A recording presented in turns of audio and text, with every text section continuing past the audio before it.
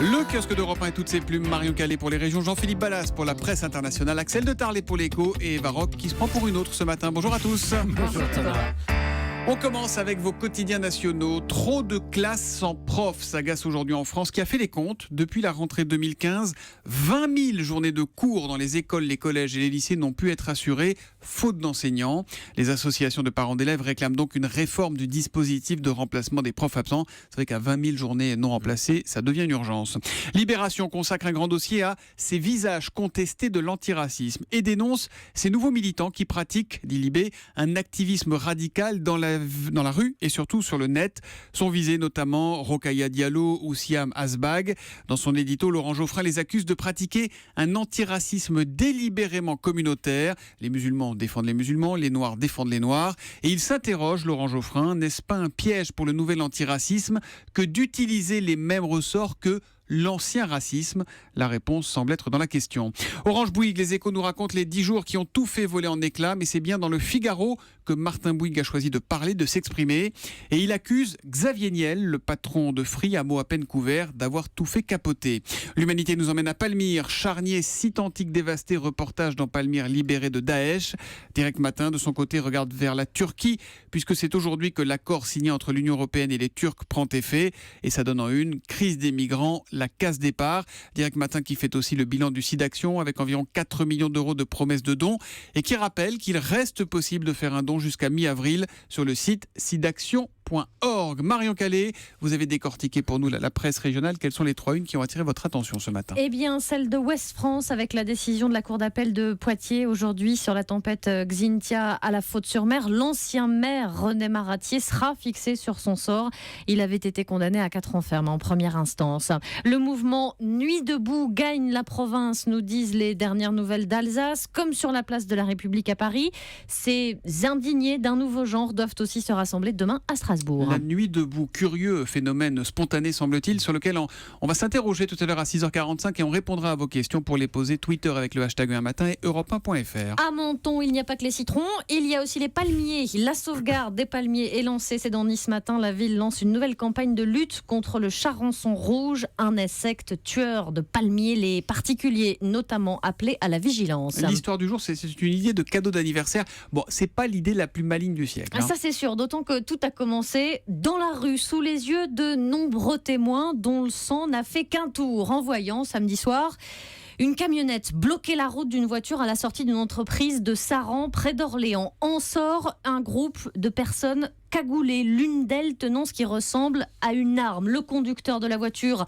est emmené de force dans la camionnette. Alors forcément, les témoins, ils appellent la police. L'enquête est lancée, de nombreux policiers arrivent sur place, transmise ensuite quelques heures plus tard à la police judiciaire, sauf que la nouvelle est tombée aux alentours de minuit. Il s'agissait en fait d'une mise en scène pour fêter un anniversaire, celui du conducteur enlevé. Les faux kidnappeurs devraient être entendus aujourd'hui, mais sans doute pas poursuivis, explique la République du Centre, parce qu'il n'y a eu aucune violence et aucune intention de déclencher une opération de secours. Voilà, donc il faut changer d'amis pour cette personne qui fêtait son anniversaire.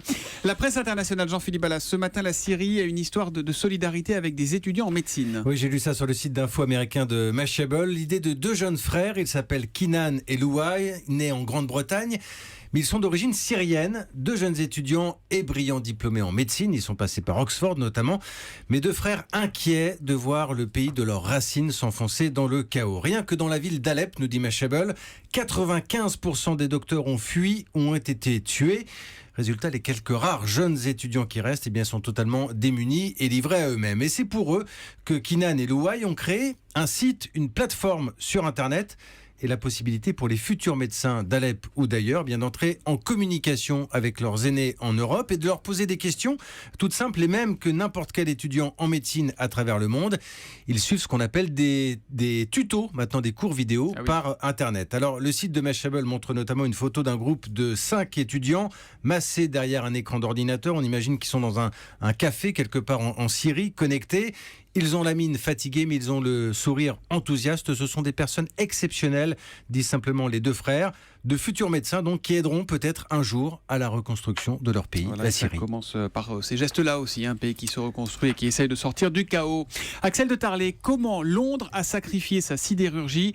Il n'y a que vous pour vous intéresser à un papier pareil, c'est dans le Figaro ce matin. Non, mais c'est très intéressant parce que ça nous arrive. Il y a la même chose en France, sauf que notre sidérurgie survit. C'est que vous savez que la sidérurgie en Europe est laminée par.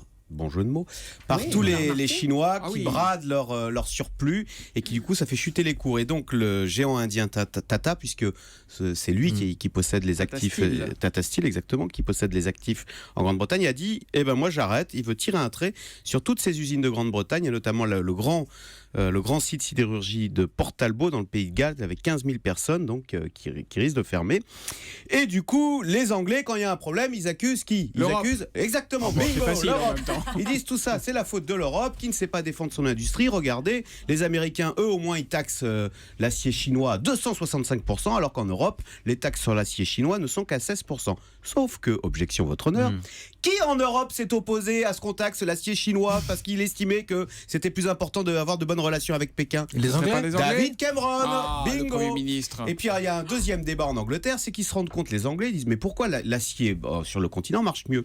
Les Allemands subventionnent énormément leur acier. Les subventions pour l'acier en Allemagne sont 40 fois supérieures. Et donc, si vous voulez, ces deux mythes qui s'effondrent en Grande-Bretagne. 1, l'Europe n'est pas responsable de tous les maux. 2, l'ultralibéralisme du genre débrouillez-vous dans ce grand bain mondial, ça peut conduire à la faillite. Ils sont tellement déboussolés, les Anglais. Vous savez quelle est la dernière proposition qu'ils ont face à cette menace de fermeture? Ils veulent faire, je vous le donne en mille, une nationalisation temporaire.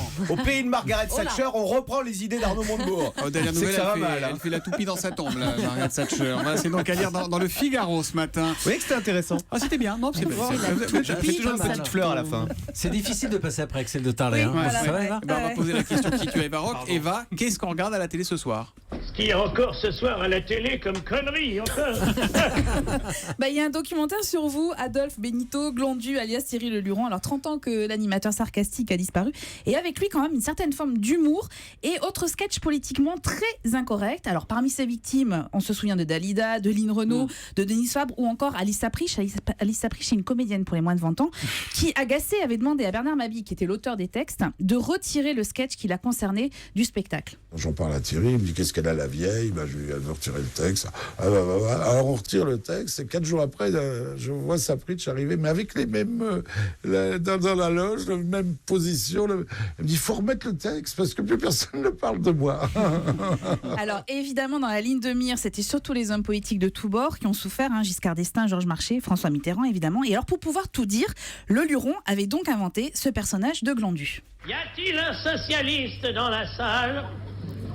Pouvez-vous dénoncer, n'ayez pas peur, hein? Oui, ça fait longtemps qu'on n'en avait pas vu autant d'un coup, dites donc, hein?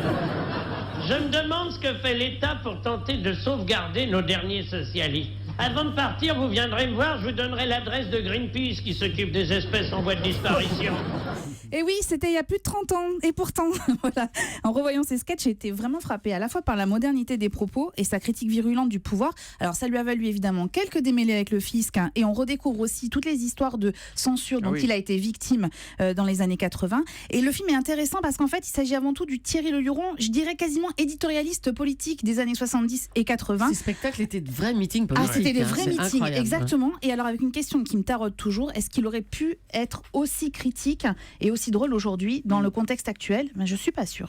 Il chantait aussi, Thierry Et Leluron. chanter, écoutez ça. Nous reverrons un jour ou l'autre, Chanson d'Aznavour. si vous y tenez autant que moi. Prenons rendez-vous un jour, n'importe où. Extrêmement talentueux, Thierry Leluron. Le miroir d'une époque sur France 3 à 20h55. Qu'Eva Rock ne pourra pas regarder parce qu'elle fête son anniversaire ce soir. Bon anniversaire, Eva Rock. Et rideau sur le... On donne pas son âge, ça serait pas correct. 25 ans. De maison. Rideau sur le kiosque.